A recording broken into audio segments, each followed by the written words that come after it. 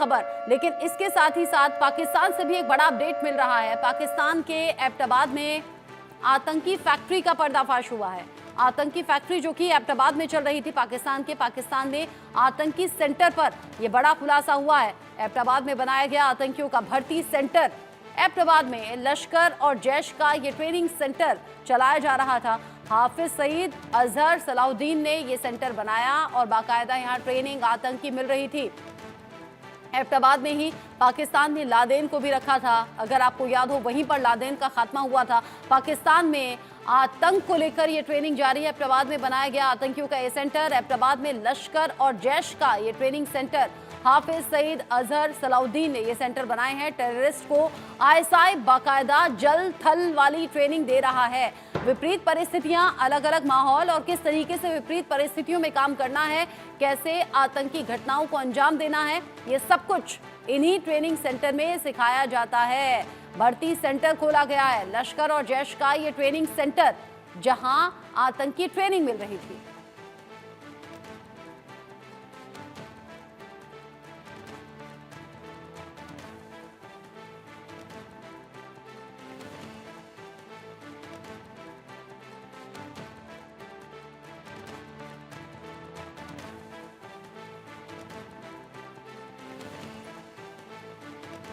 पाकिस्तान के एबटाबाद में आतंकी फैक्ट्री का पर्दाफाश हुआ। एक खुफिया रिपोर्ट में दावा किया गया है कि जिस एबटाबाद में पाकिस्तान ने दुनिया के सबसे कुख्यात आतंकी ओसामा बिन लादेन को पनाह दे रखी थी और जहां अमेरिका के सील कमांडो ने घुसकर लादेन को खत्म किया था, अब उसी एबटाबाद में नए आतंकियों का भर्ती सेंटर बनाया गया है। खुफिया रिपोर्ट बताती है कि एबटाबाद जिले में आईएसआई जनरल की निगरानी में आतंकी ट्रेनिंग कैंप चल रहा है। इस कैंप के अंदर जिन नए आतंकवादियों को ट्रेनिंग दी जा रही है, उन्हें पानी में रहने से लेकर जमीन तक पर लड़ाई का विशेष प्रशिक्षण यानी कि खास ट्रेनिंग, नई ट्रेनिंग दी जा रही है। नई भर्ती आतंकियों में जोश भरने के लिए खुद पाकिस्तानी खुफिया एजेंसी के बड़े अधिकारियों समेत सेना के बड़े अधिकारी भी पहुंच रहे हैं, ताकि किसी भी तरह से विपरीत परिस्थिति में आतंकी डटे रहें और अपने अंजाम तक पहुंचे। इसके अलावा इस ट्रेनिंग हेडक्वार्टर में आए दिन आतंकवादी संगठन हिजबुल मुजाहिदीन, जैश और लश्कर के बड़े आतंकवादी भी घुसपैठ समेत हथियारों की ट्रेनिंग देने के लिए पहुंचते हैं। इस नए ट्रेनिंग सेंटर की सबसे बड़ी खासियत यह है कि ये पूरी तरह से सुरक्षित है, क्योंकि ट्रेनिंग सेंटर के बिल्कुल पास ही पाकिस्तानी सेना का बेस कैंप भी है। आईएसआई जनरल की निगरानी में वहां किसी बाहरी आदमी की कदम भी नहीं पड़ सकते जब तक सेना ना चाहे। इसके अलावा इस ट्रेनिंग हेडक्वार्टर में आए दिन आतंकवादी संगठन हिजबुल मुजाहिदीन, जैश और लश्कर के बड़े आतंकवादी भी घुसपैठ समेत हथियारों की ट्रेनिंग देने के लिए पहुंचते हैं। और इसीलिए आप देखते हैं कि बार बार एलएसी, एलओसी से तरह तरह की खबरें जो सामने आती हैं, वो आतंकी गतिविधियों को बताती हैं, दर्शाती हैं और इसमें खुफिया तरीके से ट्रेनिंग चलाकर इन आतंकियों को ट्रेंड किया जाता है। और आप समझिए कि कोई आम इंसान यहाँ कदम रख नहीं सकता, बजाय कि यहाँ पर बाकायदा ट्रेनिंग लेने के लिए युवा पहुंचे, कैसे उनका ब्रेन वॉश करना है और कैसे उन्हें जल थल में डटे रहने के लिए ट्रेनिंग देनी है। पाकिस्तान में भारत के दुश्मन फल फूल रहे हैं और इन दुश्मनों को तैयार करने का काम हो रहा है आतंकी संगठनों के जरिए और आईएसआई के जरिए। हाफिज सईद को लेकर जानकारी है कि लश्कर तैयबा और जमात उद दावा का मुखिया तो है ही, लेकिन अपने ही अंडर में इस तरह के ट्रेनिंग कैंप चलाकर ऐसे कई आतंकियों को तैयार करने का काम कर रहा है। 2008 में हाफिज सईद वैश्विक आतंकी घोषित हो चुका है। भारत में हुए कई आतंकी हमलों का मास्टरमाइंड हाफिज सईद कहा जाता है। 22 दिसंबर 2000 का जो लाल किला हमला था, उसमें भी यही मास्टरमाइंड। 1 जनवरी 2008 का रामपुर हमला, मास्टरमाइंड हाफिज सईद।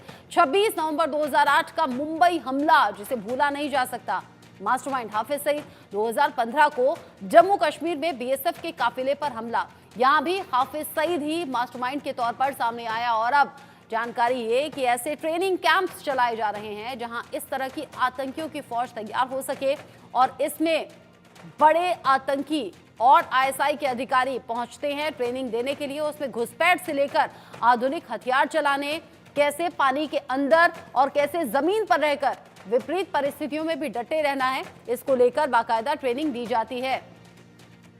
अब इसमें आतंकी संगठन अलग अलग तरीके से इन्वॉल्व पाए जा रहे हैं। पाकिस्तान में कितने आतंकी संगठन है ये भी जान लीजिए। लश्कर तैयबा है, जैश ए मोहम्मद, यहाँ हरकतुल मुजाहिदीन, सिपाह ए सहाबा, हिजबुल मुजाहिदीन, जैश अल अदल, ये वो आतंकी संगठन है जो पाकिस्तान में पले बड़े हैं। पाकिस्तान में इन्हें पाला पोसा जाता है, आतंक को पनाह दी जाती है और फिर यही आतंक पाकिस्तान को खोखला करने का काम भी कर रहा है। पाकिस्तान में ये सभी आतंकी संगठन फल फूल रहे हैं और ये भारत के बड़े दुश्मन हैं। पाकिस्तान के बड़े आतंकी संगठन काम तो कर रहे हैं, दुनिया के लिए बड़ा खतरा कैसे हैं ये भी जान लीजिए। अलकायदा इन इंडियन सब कॉन्टिनेंट और साथ ही साथ इस्लामिक स्टेट खोरासन, क्योंकि ऐसा नहीं है कि सिर्फ भारत विरोधी गतिविधियों को ही अंजाम देते हैं। ऑल ओवर अगर आप वर्ल्ड में बात करें तो अलग अलग आतंकी घटनाओं को अंजाम देने में इन संगठनों का हाथ रहा है। अफगानिस्तान के लिए भी इसमें खतरा अफगान तालिबान और हक्कानी नेटवर्क है। जिस तरीके से आतंक को पाला जाता है, फिर यही आतंक उस देश को न सिर्फ खोखला करता है बल्कि जिस अंजाम तक पहुंचाता है उस अंजाम तक पहुंचता हुआ पाकिस्तान नजर भी आ रहा है। साथ ही साथ आईएसआई कैसे आतंक का नेटवर्क फैलाने का काम कर रहा है ये भी जानिए। पाकिस्तान की खुफिया एजेंसी है आईएसआई, जिस पर ये बड़े आरोप लग रहे हैं। आईएसआई आतंक का नेटवर्क तैयार कर रहा है। जम्मू कश्मीर में आतंकवाद को बढ़ावा देने का काम है, इसमें बढ़ावा देने के साथ साथ आतंकियों की ट्रेनिंग का भी काम है। पंजाब में खालिस्तानी आतंकियों को तैयार करने का आरोप भी है। तहरीके तालिबान का समर्थन करने का इल्जाम भी इसके सर है। साथ ही साथ अफगानिस्तान में लड़ने के लिए मुजाहिदीनों की भर्ती 2008 में काबुल में हमले के पीछे आईएसआई का हाथ रहा। अमेरिका की एफबीआई ने भी पाकिस्तान पर आरोप लगाए थे। पाकिस्तान की सरजमी पर आतंकियों की ट्रेनिंग होती है और ट्रेंड किया जाता है इस तरह के आतंकियों को।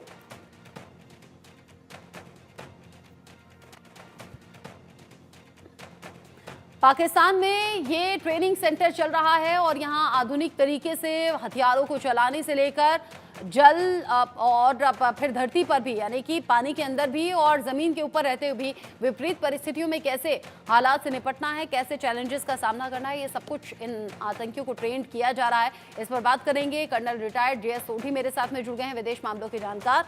साथ ही साथ संजीव श्रीवास्तव भी मेरे साथ में जुड़े हैं, विदेश मामलों के जानकार। आप दोनों का ही बहुत स्वागत इंडिया न्यूज़ पर। सबसे पहले JS सोढी सर, मैं आपका रुख करना चाहूंगी। जिस तरीके से अभी के हालात पाकिस्तान में बने हुए हैं, पाकिस्तान जो इंटरनेशनल लेवल पर रोना रोता है, अपनी तंगहाली का रोना रोता है और जो बम धमाके और जो आतंकी घटनाएं होती हैं उनको लेकर भी कहता है कि हम तो बड़े त्रस्त हैं, लेकिन सच्चाई तो ये कि बीज तो यहीं बोए गए और अब वो बीज फल फूल गए हैं जो पाकिस्तान को खोखला कर रहे हैं और न सिर्फ पाकिस्तान बल्कि भारत विरोधी गतिविधियों को भी अंजाम देने की कोशिश लगातार हो रही है। जय हिंद रचना जी, ये मेरा सौभाग्य कि मैं आपके न्यूज चैनल विख्यात को पैनलिस्ट के साथ हूं।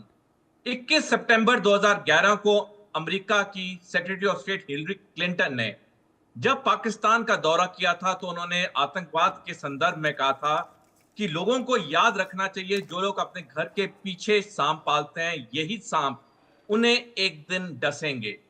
पाकिस्तान ने जो आतंकवादी रूप में सांप पाले भारत विरोधी जंग के लिए, आज यही आतंकवादी पाकिस्तान में भी दहशत मचा के रखी हुई है, पाकिस्तान में भी लोगों की जान जा रही है। लेकिन पाकिस्तान को अभी भी अक्ल नहीं आ रही है, पाकिस्तान अभी भी समझ नहीं पा रहा है कि जब तक वो ऐसे लोगों को पनाह देगा पाकिस्तान खुद कभी तरक्की नहीं कर पाएगा। हमारे यहाँ तो ये आतंकवादी दहशत फैला रहे हैं, आए गए दिन लोगों को जम्मू कश्मीर में मार रहे हैं, लेकिन पाकिस्तान में तो हाल उससे भी बदतर है। वहां पे आए गए दिन बड़े बड़े धमाके हो रहे हैं और यहां तक कि जो उनका सबसे करीबी मित्र है चीन, उसी के नागरिकों को वहां पे मारा जा रहा है। पाकिस्तान में आज की तारीख में रचना जी 38 तंजीम है जिनमें 30,000 से ज्यादा आतंकवादियों को ट्रेनिंग दी जा रही है। और ये जो आतंकवादियों का ये जो गेम प्लान है रचना जी, ये सिर्फ आतंकवाद फैलाने तक सीमित नहीं है।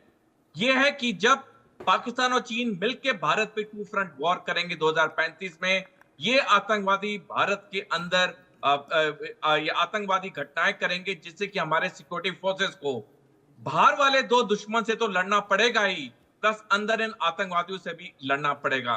तो ये जो आपने सही बताया कि ये एबटाबाद में जो ये पूरी ट्रेनिंग हो रही है, ये एक बहुत बड़े मकसद से हो रही है। और एबटाबाद का एक सिग्निफिकेंस ये है कि वहां पे पाकिस्तान मिलिट्री एकेडमी है जहां पे उनके सेना के अफसरों को ट्रेनिंग दी जाती है। जो इंस्ट्रक्टर्स पाकिस्तान मिलिट्री एकेडमी में उनके ऑफिसर कैडेट्स को ट्रेनिंग देते हैं, वही इंस्ट्रक्टर इन आतंकवादियों को भी ट्रेनिंग दे रहे हैं। तो आप समझ सकते हैं कि किस ऊंचे दर्जे की ट्रेनिंग इन आतंकवादियों को दी जा रही है। और हमने देखा जब 2008 में बंबई आतंकवादी हमले हुए थे, ये 10 आतंकवादी जो पाकिस्तान से समुद्र के रास्ते आए थे, वो कितने ट्रेन थे और उन्हें कितना कहर मचाया था। तो ये जो पाकिस्तान में हो रहा है, ये एक बड़े गेम प्लान के तहत हो रहा है 2035 को मद्देनजर रखते हुए। आपने कहा कि जिस तरीके से सोच समझकर ये पूरी रणनीति तैयार की जा रही है और भारत के खिलाफ साजिश रचने की बात, एबटाबाद में जो ट्रेनिंग सेंटर चल रहे हैं, संजीव श्रीवास्तव जी, भारत ये जानता है कि भारत के एक से एक बड़े दुश्मन पाकिस्तान में फल फूल रहे हैं और न सिर्फ खुद बल्कि अपने जैसे कई आतंकियों को ट्रेंड करके भविष्य के लिए तैयार भी कर रहे हैं।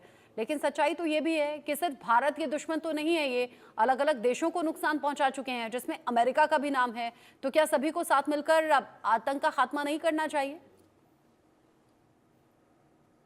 सच्चाई ये है कि ये जो पाकिस्तान जहरीले सांप पाल रहा है, ये जो पाकिस्तान ने भस्मासुर जो तैयार किए हैं, ये उसको स्वयं को जो है जला रहे हैं, स्वयं उसको नुकसान पहुंचा रहे हैं।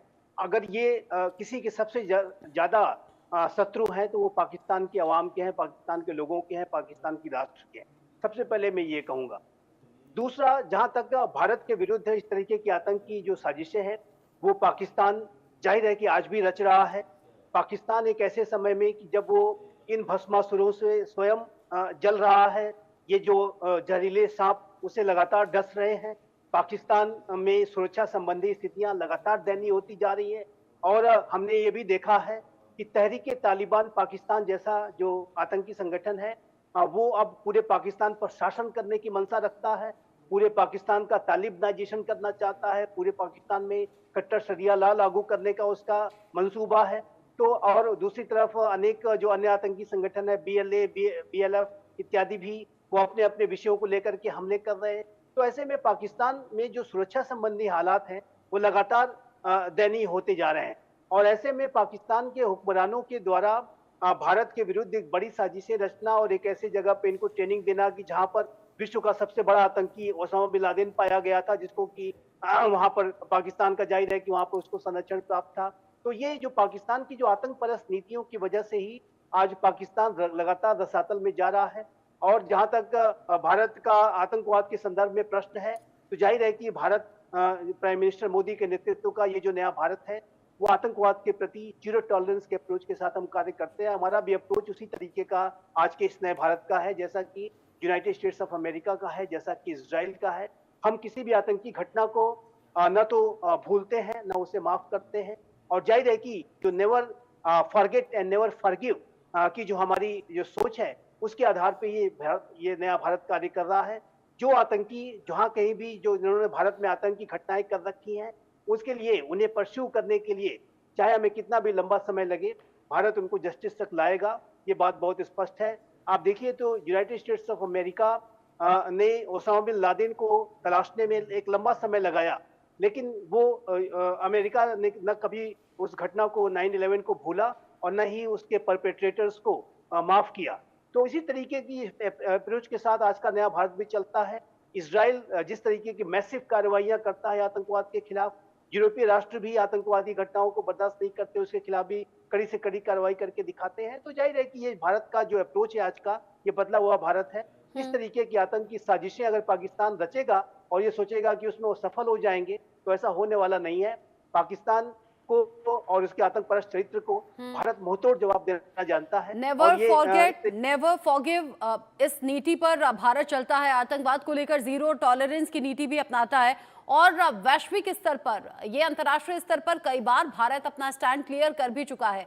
लेकिन कर्नल सोढी, वो पाकिस्तान जहां पर रोजी रोटी का संकट है, जहां पर एक बड़ा तबका है जिन्हें 2 वक्त की रोटी तक जुटाना मुश्किल हो रहा है, उस पाकिस्तान में ये ट्रेनिंग सेंटर्स कैसे चल रहे हैं? इनकी फंडिंग कैसे हो रही है? क्या इसके पीछे सिर्फ चीन का हाथ आपको नजर आता है या कोई और ताकतें हो सकती हैं? क्योंकि जब ये आतंकी यहाँ हिंदुस्तान में पकड़े जाते हैं तो made in Australia, made in America भी इनके पास से वेपन्स मिलते हैं। और साथ ही साथ जहां इतनी पैसे की कमी है, जहां इतनी तंगहाली है, वहां इतनी मोटी रकम इन आतंकियों को फलने फूलने के लिए कैसे मिल रही है? ये तो खुद हाथ में भीख का कटोरा रखते हैं। रचना जी, ये जो पाकिस्तान में आतंकवादी तंजीमें, इनकी फंडिंग दो तरीके से होती है। पहला तरीका यह है कि पाकिस्तान को जो अंतर्राष्ट्रीय एड मिलता है उसका एक हिस्सा वो चोरी चुपके पैसा डाइवर्ट करता है इन तंजीमों में ट्रेनिंग देने के लिए, उनको हथियार सप्लाई करने के लिए। और दूसरा जो फंडिंग का तरीका है इन आतंकवादी तंजीमों का, वो है चीन सीधा इनकी मदद करता है। जितने भी आतंकवादी संगठनों को पाकिस्तान समर्थन देता है उसके पीछे चीन है, क्योंकि पाकिस्तान के खुद के अपनी आर्थिक काबिलियत नहीं है इन आतंकवादी संगठनों को फंडिंग करने की। तो ये जो पूरा पैसे का खेल है, ये पाकिस्तान बड़ी चतुराई से अंतर्राष्ट्रीय एड को घुमा फिरा के उन तक पहुंचा रहा है और चीन तो उनका समर्थन कर रहा है, क्योंकि चीन और पाकिस्तान के का एक कॉमन दुश्मन है, वो है भारत। तो ये जो दो देश हैं, ये कोई मुमकिन चीज करेंगे भारत को कमजोर करने की, अंदरूनी तरीके से या एक्सटर्नल तरीके से, जब वो हम पे टू फ्रंट वॉर करेंगे 2035 में। और जहां तक आपने कहा कि जो ये आधुनिक हथियार हैं, कई हथियार तो आतंकवादियों से मिले हैं जो जम्मू कश्मीर में मारे गए या पकड़े गए हैं, जो मेड इन चाइना है। और कई आधुनिक हथियार हैं जो ऑस्ट्रेलिया में बने, अमेरिका में बने हैं। ये आधुनिक हथियार उन इलीगल मार्केट से खरीदे गए हैं और जहां पे पैसा पाकिस्तान ने लगाया जो उसे इंटरनेशनल एड में मिलता है। ओवरऑल अगर हम देखें, ये जो आतंकवादी हैं पाकिस्तान में, जो मैंने शुरू में बताया 38 तंजीम है और 30,000 से ज्यादा उनकी ट्रेनिंग हो रही है आज की तारीख में, इनको पैसे की और हथियार की कोई कमी नहीं है, क्योंकि इन्हें बेशुमार समर्थन मिल रहा है, चाहे पाकिस्तान हो चाहे चीन। कर्नल सोढी, चूंकि आपने 2035 का जिक्र किया, आपको लगता है 2035 में टू फ्रंट वॉर होगा? बिल्कुल रचना जी, मैंने काफी रिसर्च की इसके ऊपर और मेरा जो आंकलन है, सारी टाइमलाइन 2035 के टू फ्रंट वॉर की तरफ जा रही है। ये अपने आप में एक बहुत बड़ा विषय, क्योंकि समय की कमी है तो इसमें मैं ज्यादा ड्वेल नहीं करूंगा, लेकिन जितनी टाइमलाइंस हैं पब्लिक डोमेन में, यहां तक कि रचना जी, इसी साल 5 फरवरी 2024 को डायरेक्टरेट ऑफ नेशनल इंटेलिजेंस, जो कि अमेरिकी सरकार का एक गवर्नमेंट ऑर्गेनाइजेशन है, उन्होंने अपनी रिपोर्ट सार्वजनिक की, जिसमें उन्होंने साफ लिखा है कि जिस तरह से भारत, पाकिस्तान और चीन के बीच में तनाव बढ़ रहे हैं, ये तीनों देश एक दूसरे की तरफ टू फ्रंट वॉर की तरफ बढ़ रहे हैं। और जैसे मैंने पहले बताया, जो भी टाइमलाइन है पब्लिक डोमेन में, सारी टाइमलाइन 2035 के टू फ्रंट वॉर की तरफ लेके जा रही हैं। और जहां तक पाकिस्तान चीन की बात है, जो भी वो सैनिक तैयारी कर रहे हैं, वो इस लक्ष्य को मद्देनजर रखते हुए कर रहे हैं। ऊपर से वो कोई भी बातचीत करें, कोई भी हमसे हाथ मिलाएं, कोई भी बोलें कि हम बिल्कुल शांति चाहते हैं, लेकिन दोनों देशों के मन के अंदर भारत के लिए इतनी घृणा है कि वो ये युद्ध की पूरी तैयारी कर रहे हैं। युद्ध की पूरी तैयारी है और इस युद्ध को लेकर जो आसार हैं उस पर बड़ी रिसर्च का दावा कर्नल सोढी कर रहे हैं। संजीव श्रीवास्तव जी, अगर वाकई ऐसा है तो फिर भारत को अपनी स्ट्रैटेजी में क्या बदलाव करने चाहिए मौजूदा स्थिति को देखते हुए और भविष्य की तैयारियों को देखते हुए भी?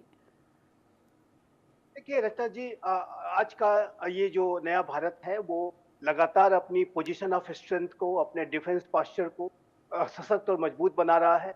और हम यदि चाइना और पाकिस्तान जैसे राष्ट्रों का ये मंसूबा कि वो टू फ्रंट वॉर भारत के साथ करेंगे, तो भारत आज इन दोनों राष्ट्रों को मल्टीपल फ्रंट पर घेर सकता है। और जाहिर है कि चाहे वो चाइना की पाकिस्तान की आतंक परस्त नीतियां हो, चाइना की जो विस्तारवादी नीतियां हो, उसको लेकर के विश्व के जो बड़े लोकतांत्रिक राष्ट्रों के बीच में भी एक सहमति है और एक लामबंदी भी हो रही है। क्वाड जैसा इनिशिएटिव आगे बढ़ रहा है। और उसके साथ साथ जो अन्य लोकतांत्रिक राष्ट्र हैं, साउथ चाइना सी के अगर राष्ट्रों की बात करें तो आप देखिए तो आसियान के देश भी चाइना के विस्तारवादी जो मंसूबों से काफी चिंतित रहते हैं और उसको लेकर के अपनी तैयारियां कर रहे हैं। ताइवान भी अपनी तैयारियां कर रहा है। तो जो लोकतांत्रिक राष्ट्रों के बीच में जो चाइना के जो अति महत्वाकांक्षाएं हैं उसको और उसके जो विस्तारवादी मंसूबे हैं उसको ध्यान में रखते हुए एक लामबंदी चल रही है। भारत ने अब आसियान के राष्ट्रों के साथ भी अब पिछले वर्ष से मिलिट्री एक्सरसाइज भी कंडक्ट करना शुरू किया है। जो भारत, अमेरिका, जापान, ऑस्ट्रेलिया के बीच में जो मालाबार सीरीज की एक्सरसाइजेस हैं, जाहिर है कि उसका स्वरूप जो है अब क्वाड्रिलेटरल हो गया है, 4 राष्ट्र इसमें अब शामिल होते हैं, जबकि मालाबार शुरू एक्सरसाइज जो थी वो मूलतः जो है भारत और अमेरिका के बीच की एक्सरसाइज थी, लेकिन अब उसमें जापान ऑस्ट्रेलिया भी परमानेंटली जुड़ गए हैं। तो ये जाहिर है कि चाइना, और आप देखिए तो एक आकुश जैसा एक उनका जो ब्रिटेन, ऑस्ट्रेलिया, अमेरिका का एक मिलिट्री अलायंस भी सामने आया है, अन्य ऐसे फॉर्मेशंस भी सामने आ सकते हैं। तो मेरा ऐसा मानना है कि चाइना यदि कोई हिमाकत करेगा तो उसका जो व्यवहार है वो अनएक्सेप्टेबल होगा, और उसको जो है जवाब देने के लिए आज का भारत तैयार है, स्वयं से तैयार है। मैं ये अवश्य कहूंगा कि भारत, आज का जो नया भारत है, जाहिर है कि हम एक बड़ी सामरिक महाशक्ति हैं, हमारे पास नाभिकीय शक्ति भी है। ये 1962 का भारत नहीं है, ये 2024 का नया संजीव भारत जी, ये है। नया भारत है। भारत की सेना पहले से ज्यादा सशक्त और मजबूत है, लेकिन सच तो ये भी है कि पिछले कुछ दिन में जो आतंकी मिले हैं वो पहले से ज्यादा आधुनिक तरीके से तैयार हैं। वो चकमा देकर भागने की फिराक में रहते हैं और कई बार कामयाब होते भी हैं। अगर उनकी तैयारी पहले से ज्यादा पुख्ता है तो हमें भी, मुझे लगता है, 2 कदम आगे बढ़कर सोचना होगा। जरूर जरूर। देखिए, जम्मू में जो आतंकी जो घटनाएं लगातार हो रही हैं वो निसंदेह जो बाहर से आए हुए इन्फिल्ट्रेटर्स हैं उन्हीं के द्वारा की जा रही है, पाकिस्तान के इशारों पर की जा रही है। और इन के सफाई के लिए जो पीर पंजाल की जो पहाड़ियां हैं, पुंछ राजौरी के जंगल हैं, वहां पर एक अभियान भी भारत की सेना चला रही है। लेकिन मेरा ऐसा मानना है, और जैसा कि आपने कहा, इन आतंकवादियों की जड़ों पर भी प्रहार होना चाहिए। ये जो प्रहार है भारत ने पहले 2 बार किए हैं, भविष्य में भी। अब मेरा ऐसा मानना है कि जिस तरह की घटनाएं सामने लगातार आ रही हैं, अभी हाल के समय में गांदरबल में जिस तरीके का हमला इन आतंकियों ने किया है नई सरकार वहां बनने के बाद, तो जाहिर है कि ये भारत को लगातार चुनौती देने की कोशिश कर रहे हैं। और एक बात बहुत स्पष्ट है कि पाकिस्तान, चाहे वो जितनी भी जटिल से जटिल दयनीय स्थिति में क्यों ना हो, वो भारत के खिलाफ आज भी आतंकी साजिशें रच रहा है। और यही कारण है कि पाकिस्तान से कोई बातचीत संभव नहीं है। हमारे विदेश मंत्री श्री जयशंकर ने अभी एससीओ की समिट में भाग लेने के लिए पाकिस्तान की यात्रा की, लेकिन हमने बहुत स्पष्ट रूप से ये कह दिया था कि इसका भारत और पाकिस्तान के संबंधों से कोई लेना देना नहीं है, क्योंकि पाकिस्तान ने जो भारत की शर्त है कि आतंकवाद के विरुद्ध वो जब तक इरिवर्सिबल, वेरीफाइबल और क्रेडिबल स्टेप लेकर के नहीं दिखाएगा, तब तक ये नया भारत बातचीत नहीं कर सकता।